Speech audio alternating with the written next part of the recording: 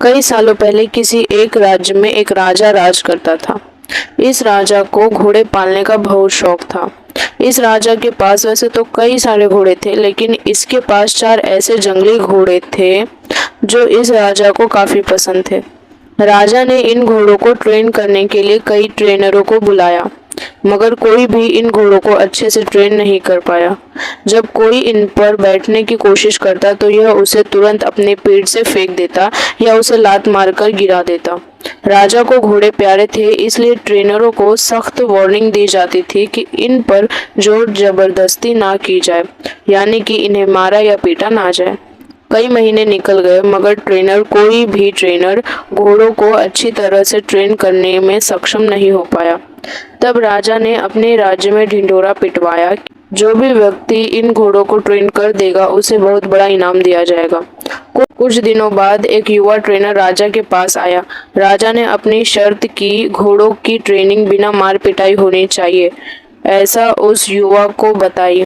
युवा ने राजा की शर्त मान ली और अपनी तरफ से भी राजा के सामने 2 शर्त रख दिए। युवा ट्रेनर बोला, मैं आपकी शर्त मानने के लिए तैयार हूँ, मगर मेरी भी 2 शर्त है जो आप मानो तभी मैं आपके घोड़ों को ट्रेन कर पाऊंगा। राजा ने कहा, पहले शर्त तो बताओ।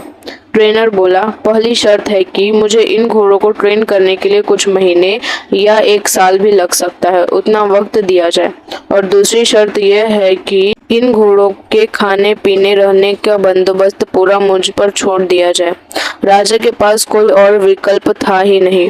कोई भी ट्रेनर आज तक घोड़ों को टर्न करने में सफल नहीं हो पाया था, और अब तो नए ट्रेनर भी आने बंद हो गए थे। राजा ने युवा ट्रेनर की सारी शर्त मान ली और घोड़े उसे सौंप दिए। युवा ट्रेनर अगले दिन से ही एक बड़े से बाड़े में इन घोड़ों को लेकर गया और वहां सब को खुला छोड़ दिया। ट्रेनर बाड़े के किनारे पर दौड़ने लगा। फिर दौड़ते दौड़ते थकने के बाद यह युवा ट्रेनर वही बाड़े में लेट गया। वहां से उठने के बाद उसने खुद ही घोड़ों को चारा खिलाया और पानी पिलाया। इन सब प्रक्रिया के दौरान उसने घोड़ों को नहीं बांधा था। अगले दिन भी ट्रेनर ने वही सारा काम दोहराया जो उसने पहले दिन किया था। यह काम उसका नित्य क्रम बन गया।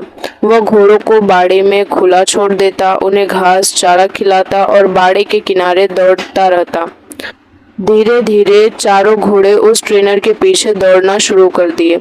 घोड़ों को लगा कि ट्रेनर उनका दोस्त है और उनसे प्यार करता है। सारे घोड़े ट्रेनर के साथ बहुत ही सहज महसूस करने लगे। कुछ महीने बीतने के बाद एक दिन राजा अपने घोड़ों की खबर लेने के लिए और यह देखने के लिए कि ट्रेनिंग कैसी चल रही है, बाड़े में आया। राजा यह देखकर खुश हो गया कि सारे घोड़े ट्रेनर के पीछे पीछे दौड़ रहे थे। राजा को अब यकीन हो गया कि यह ट्रेनर ही उसके घोड़ों को ट्रेनिंग कर सकता है। राजा खुशी खुशी वहां से चला गया। देखते ही देखते 1 साल बीत गया। तब जाकर युवा ट्रेनर ने राजा को संदेश भिजवाया कि घोड़े पूरी तरह से ट्रेंड है और राजा एक बार आकर देख ले। राजा की हाजिरी में युवा ट्रेनर ने एक के बाद एक सभी घोड़ों की सवारी की और उन्हें मनचाहे जगह पर ले जाकर देखा। राजा यह देखकर बहुत खुश हो गया। राजा ने युवा ट्रेनर से पूछा कि मुझे तुम बताओ कि तुमने यह कैसे किया। युवा ट्रेनर ने राजा को सारी बात समझाते हुए कहा, मैंने सबसे पहले इन घोड़ों को अपनापन महसूस कराया। इनके साथ रहकर मैंने इनको आज़ाद करके यह जताया कि मैं इनका दोस्त हूँ और मैं इनसे प्यार करता हूँ। फिर मैंने इनको खाना देकर उनके और करीब जाने की कोशिश की और इनके साथ खेलकर इन्हें सिखाने की कोशिश की कि इस तरह धीरे धीरे यह मुझे अपने करीब आने देने लगे, अपनी पीठ पर बैठने देते। और फिर एक दिन ऐसा भी आया जब मुझे यह पीठ पर बिठाकर दौड़ने लगे।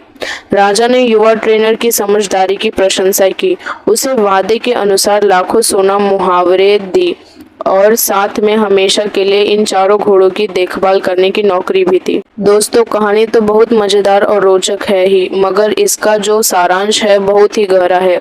अगर मनुष्य के जीवन के साथ इन 4 घोड़ों की तुलना की जाए तो यह 4 घोड़े होंगे चिंता, गुस्सा, घमंड और लालच। और मनुष्य की बुद्धि को हम युवा ट्रेनर की तरह देख सकते हैं।